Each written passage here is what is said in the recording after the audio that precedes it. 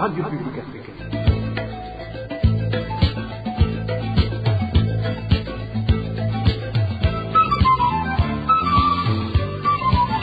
Radio Publique Africaine.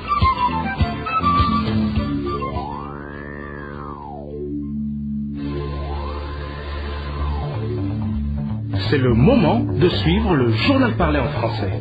À la présentation, Émile Nivasombo.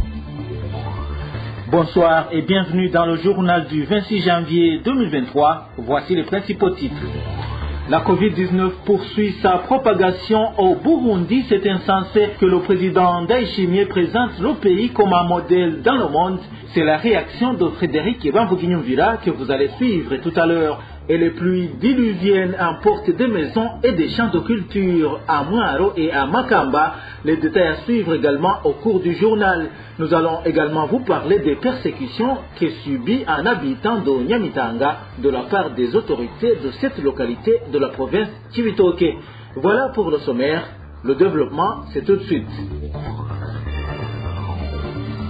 Les récents propos du président Évariste Ndayishimiye sur la corruption et le détournement des fonds publics montrent qu'il veut à tout prix éviter ces problèmes auxquels le régime du CNDD-FDD n'a jusque-là été capable d'apporter des solutions.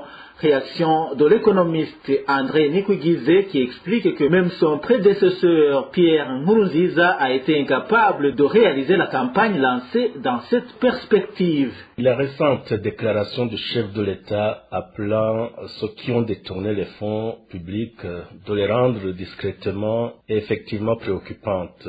Mais également, elle prouve l'incapacité du chef de l'État et son équipe à faire face au virus de la corruption qui gangrène le pouvoir en place depuis plus de 17 ans. Je voudrais ici rappeler que le président Nkurunziza avait lui aussi fait la lutte contre la corruption son cheval de bataille, avec son slogan de tolérance zéro contre la corruption. Mais durant les 15 ans de son pouvoir, il n'a pas pu engager la lutte qu'il s'était engagé à mener. Son successeur, le président Ndayishimiye, après avoir dénoncé les crimes de corruption et leurs conséquences sur la gestion économique, arrive aujourd'hui à demander à ceux qui ont détourné les fonds publics de les remettre discrètement sur le compte du trésor public. Cela traduit trois faits majeurs. Premièrement, comme tout le monde peut s'en douter, c'est un aveu d'échec du président de la République face à l'ampleur du phénomène de la corruption. Deuxièmement, le président sait qu'engager une campagne réelle contre la corruption risque d'entacher toute la hiérarchie de son parti, le CNDD-FDD. Et le président connaît bien les responsables des malversations et détournements des deniers publics, mais évidemment il n'osera pas les arrêter et les traduire en justice. Enfin, troisièmement, les faits d'annonce que le président de la République fait sont destinés aux partenaires de développement et aux investisseurs privés étrangers pour montrer sa bonne volonté et sa détermination à combattre ce phénomène. André Nikugize indique également que cette incapacité à résoudre la problématique liée aux actes de corruption et de détournement a valu au Burundi une mauvaise réputation. Suivez encore une fois André Nikugize. Vous pouvez vous demander quelles sont les implications de cet aveu d'échec vis-à-vis des relations du Burundi avec ses partenaires. Et depuis plus de 15 ans, les institutions internationales considèrent le Burundi comme un pays où la corruption est élevée et qui fait preuve de peu de transparence dans la gestion des ressources publiques. Et depuis cette date, les questions de corruption et de transparence figurent dans le processus de dialogue avec les partenaires de développement, que ce soit l'Union européenne, la Banque mondiale, le Fonds monétaire et autres. Aujourd'hui, l'impact est évident. Par exemple, malgré que l'Union européenne a levé les sanctions contre le Burundi, très peu de ressources ont été débloquées en faveur du développement du Burundi. Cette institution estima que le système de gouvernance et de transparence est encore flou et préférant aider le Burundi au travers des associations européennes et de la société civile. Il ne manque pas de le signaler dans le dialogue avec le gouvernement chaque fois qu'il y a des discussions. Ceci est valable évidemment pour la Banque mondiale aussi, qui place le Burundi dans la catégorie des pays dont les performances institutionnelles sont très médiocres, ce qui classe le Burundi parmi les pays non crédibles, ne pouvant pas bénéficier de crédits mais plutôt seulement de dons. En 2011, vous vous rappelez, le gouvernement du Burundi, avec l'appui de la Banque mondiale, avait adopté la stratégie nationale de bonne gouvernance et de lutte contre la corruption. Par la suite, il fut créé d'autres institutions de contrôle de l'action gouvernementale, des institutions qui sont restées inopérantes.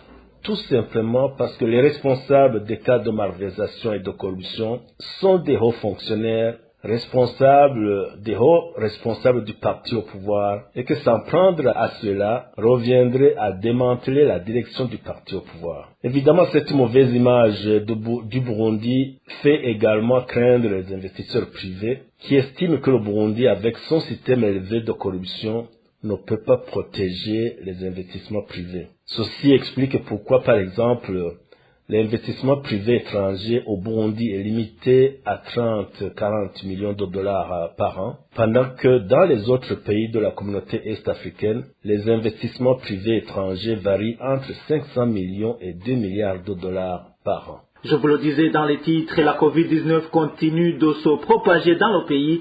Dans un seul endroit où se fait encore le dépistage à mairie de Bujumbura, on a récemment découvert 9 cas de la maladie à coronavirus, alors que dans une période de moins d'une semaine, 180 cas de cette maladie ont été découverts dans la commune Bukinanyana en province Cibitoke. Entre-temps, dans le pays, il se manifeste un relâchement dans la lutte contre cette pandémie. Les détails avec Dani Claire, il la trouve. Depuis vendredi dernier jusqu'à ce mercredi, en commune Bukinanyana ont été découverts 180 cas de Covid-19. En mairie de Bujumbura également, dans un endroit où se fait le dépistage, il a été découvert d'autres cas positifs, comme l'indique notre source. On découvre continuellement des cas de Covid-19. Par exemple, hier, on a découvert 9 cas positifs. Et ça, c'est pas fait ici au centre-ville, au Bon Accueil. Si l'on considère le nombre de personnes qui auraient été en contact avec les 9 cas, ça risque d'être grave.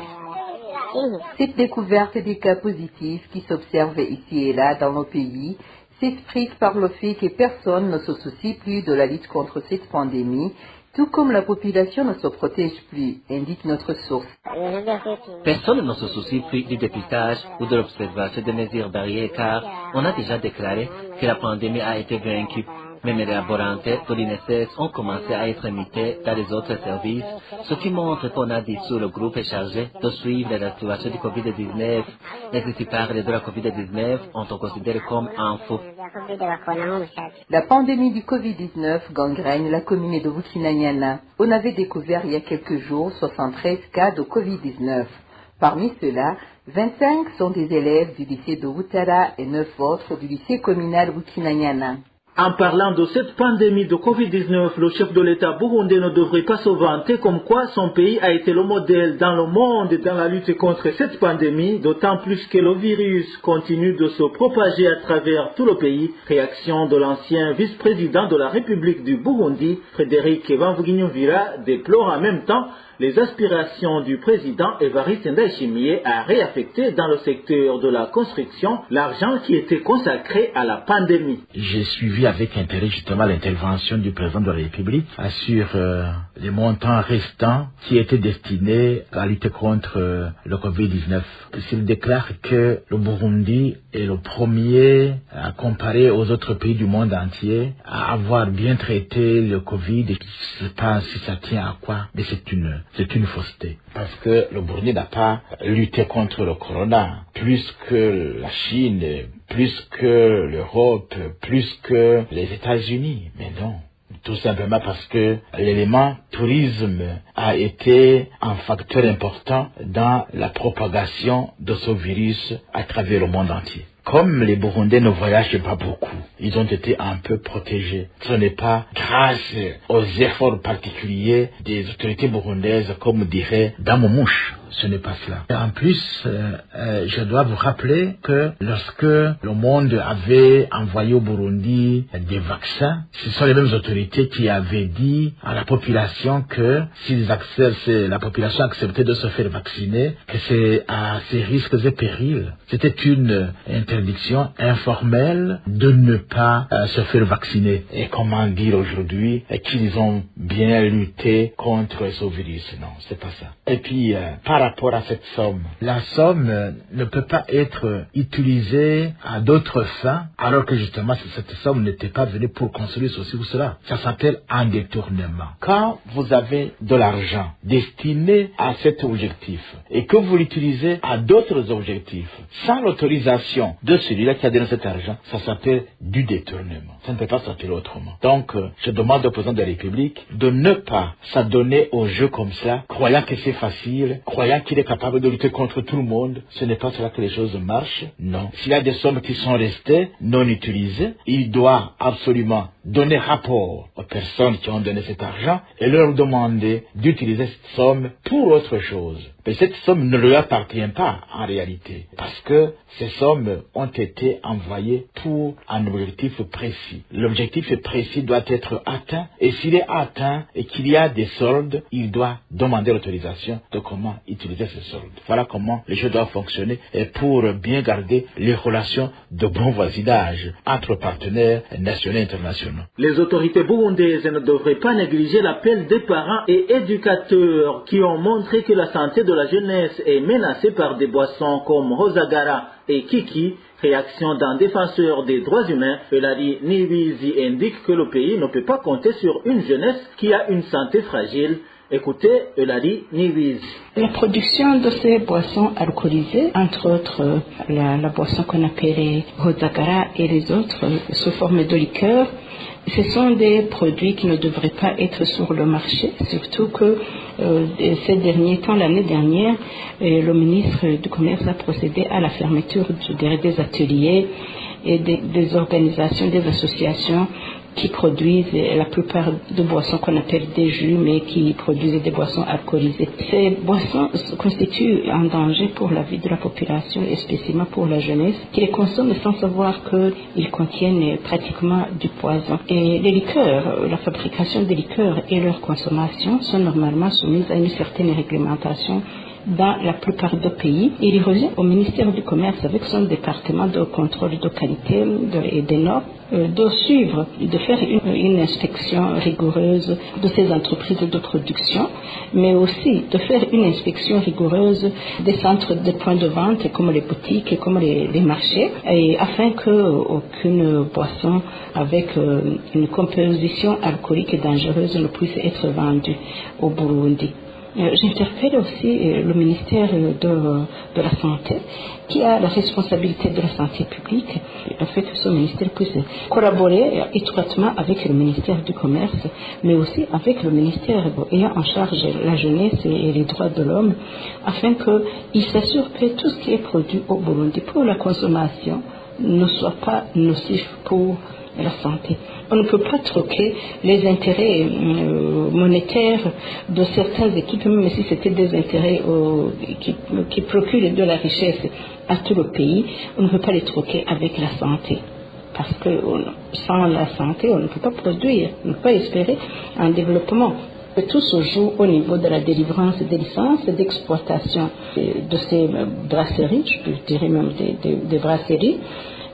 Parce que avant, j'espère qu'avant d'obtenir une licence, ces entreprises présentent des échantillons et garantissent que la composition du produit à brasser ne contient pas du poison. Et c'est donc un travail qui doit être contrôlé à partir du haut niveau de l'État, et c'est pourquoi j'interpelle le Premier ministre, mais aussi c'est un travail qui revient aux organisations de défense des droits humains. Vous avez des organisations de la société civile, les organisations des vendeurs, les organisations d'acheteurs, il y a la BUCO. Ils doivent s'assurer que les produits consommés au Burundi respectent les normes. Dans un instant, nous nous rendons à Nyamitanga.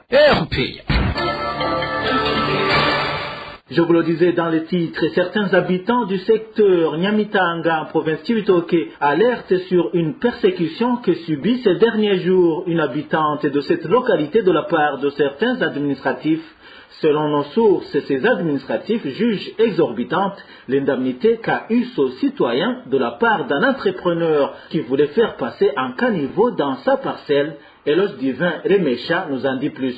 Jeanne d'Arc Sengiyumva, veuve et mère de 3 enfants, et cette habitante de Nyamitanga, dont les voisins alertent sur les persécutions qu'elle est en train de subir. Nos sources révèlent que derrière ces persécutions se trouve le chef de secteur Nyamitanga, le nommé Amoni Ouitonze, en complicité avec le procureur de la République en province de Chibitoke, Jean-Paul Sabimana. Les voisins de Jeanne d'Arc Sengiyumva font savoir que cette dame est victime d'une somme d'argent estimée à 4 millions de francs burundais qu'elle a obtenue de la part d'un entrepreneur du nom de Naum Balanghiliza. Pour en arriver là, nos sources précisent que cet argent a été le dédommagement pour les cultures de Jeanne d'Arc Sengiyumva après que le dit entrepreneur ait fait traverser un caniveau dans le champ qu'elle avait loué. Un dédommagement qui n'a pas plu au bourreau de Sengiyumva Jeanne d'Arc qui lui ont accusé à tort d'avoir pris des indemnités pour la parcelle. Certains voisins de Jeanne d'Arc Sengiyumva voient dans ces accusations une forme de persécution, d'autant plus que des preuves qui témoignent qu'elle a reçu des indemnités pour ses champs de culture ont été exhibées.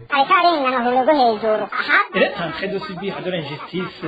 Ils ont même amené le propriétaire à son plein de terre et il a dit que cette veuve qui était son locataire n'a reçu que l'indemnité de dédommagement pour ses cultures car l'indemnité pour la parcelle lui a été versée. Ils sont venus sur place et la dame leur a montré les périmètres de son champ. Si c'était le propriétaire de son plein de terre qui était en train d'accuser la dame qu'elle a pris l'argent qui lui était destiné, là les choses seraient claires. Mais c'est le même propriétaire qui a fait savoir, preuve à l'appui, qu'il a reçu son indemnité en tant que propriétaire. En plus, celui qui a enregistré cette veuve parmi ceux qui allaient être indemnisés pour leur culture n'était pas fou. C'est une personne normale et qui a bien vu et constaté que cette veuve méritait d'être dédommagée. Après que le propriétaire de la parcelle où se trouvaient les champs de culture de la veuve Jeanne d'Arc Sengiyumva ait clarifié les choses, nos sources révèlent que le chef de secteur Nyamitanga s'est retourné vers le procureur de la République en province de Chibitoke afin que ce dernier lui soit complice, un comportement ainsi dénoncé par certains habitants. Il est difficile de comprendre comment un administratif qui devrait protéger sa population et le même qui prend le devant d'adopter les pratiques. Après avoir constaté qu'il est impossible que le propriétaire de ce lopin de terre dise que la veuve a reçu illégalement des indemnités, ces bourreaux ont amené l'ingénieur qui a tracé les caniveaux pour accuser la veuve en disant qu'elle a fait enregistrer une surface plus vaste pour avoir beaucoup d'argent. Ce qui n'est pas vrai car il s'est avéré que cet ingénieur collaborait avec le chef de secteur. Ce dernier s'est par la suite retourné vers le procureur de la République en province de Chibitoke afin de faire comparaître la veuve devant la justice. C'est clair que ce procureur aurait reçu de pots de vin à voir la façon dont il a fait signer par force la veuve juste pour qu'elle accepte de donner 2 800 000 francs tirés de son indemnité. Elle a été informée qu'elle n'avait pas le droit d'accepter cet argent. Ce qui est bizarre, c'est que le même chef de secteur qui s'acharne sur la veuve avait lui aussi signé qu'elle soit indemnisée car il était là. Actuellement, certains habitants de Nyamitanga font savoir que Jeanne d'Arc Sengiyumva s'est vu confisquer les titres de propriété pour ses propriétaires et a été exigé de donner une somme de 2 800 francs burundais tirée de l'indemnité qu'elle a reçue dans un délai ne dépassant pas 1 mois. D'où ces habitants demandent aux responsables administratifs et judiciaires de faire cesser ces persécutions. La RPA a tenté de joindre en vain le gouverneur de Chibitoke ainsi que le procureur de la République dans cette province pour recueillir leurs réactions. Près de 15 maisons détruites et des champs de culture endommagés, tel est le bilan des dégâts occasionnés par de fortes pluies qui se sont abattues ce mardi sur la sous-colline Rurangira et sur la colline Kiazi de la commune Vugizo en province Makamba. Les sinistrés demandent aux administratifs et à toute âme charitable de leur venir en aide. Plus de détails avec Marie-Ange Irakoze. Les habitants de la commune Vugizo disent être dans une impasse totale et pour cause. Depuis ce mardi, dans l'après-midi, plusieurs familles n'ont plus de toit suite aux pluies diluviennes éventées qui se sont battues, détruisant tout sur leur passage, comme en témoigne cet habitant de la colline Rurangira, frappé par cette catastrophe naturelle. Les pluies se sont abattues ce mardi et on dirait au moins 2 heures de temps, c'est-à-dire de 14h à 16h. Sur la colline Rurangira, 3 maisons ont été détruites. Quant à la colline Kiazi, 10 maisons ont été endommagées et toutes les torres se sont envolées. À part les maisons, plusieurs champs de culture ont également été endommagés. La population victime de ces pluies ne sait plus où donner la tête, ni comment ils vont faire pour survivre, vu que tous les champs de culture ont été emportés. Et comme si cela ne suffisait pas, certains ont même perdu leur maison et sont hébergés par des amis et voisins. C'est vraiment très difficile. Pour le moment, les sinistrés de Vugizo demandent au gouvernement de leur venir en aide, surtout en ce moment où ils faisaient déjà face à une précarité sans nom. À ce propos, la rédaction de la RPA n'a pas pu joindre Gérard Akizimana, administrateur de la commune de Vugizo, pour savoir ce qui est en train d'être fait pour secourir cette population. Pour clore cette édition, il s'observe un désespoir au sein de la population des communes Gisozi et Rusaka de la province Mwaro. Cette partie de la population craint la famine parce que de fortes pluies se sont abattues sur ces communes depuis un certain temps, ont endommagé les champs. Plus de détails avec Elvis Nyomungere.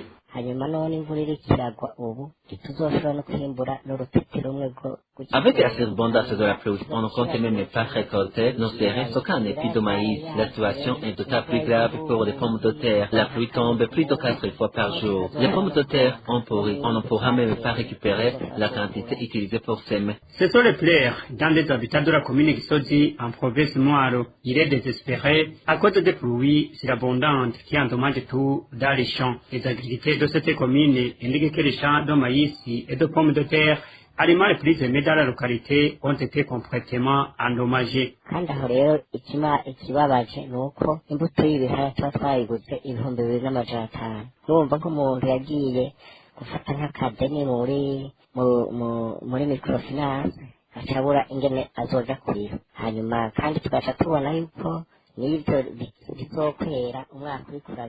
Avec la surabondance de la pluie, on ne compte même pas récolter nos céréales sauf un épi de maïs. La situation est d'autant plus grave pour les pommes de terre. La pluie tombe plus de 4 fois par jour. Les pommes de terre ont pourri. On ne pourra même pas récupérer la quantité utilisée pour semer. Pour cette population, la situation est d'autant plus compliquée qu'ils n'auront même pas de quoi s'acquitter des crédits contractés dans nos microfinances.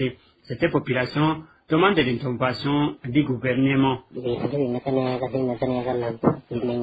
La situation est alarmante. À Mwaro, tous les signes répondent à une famine. Il est à signaler que la commune de Rusaka, toujours en province Mwaro, et la commune Mgongomanga, en province de Bujumbura, ont connu le même sort. Voilà, c'est par ici que nous mettons un point final au journal du 26 janvier 2023. Merci à vous tous qui nous avez suivis. À la présentation, c'était Émile Nivasumba. Au revoir.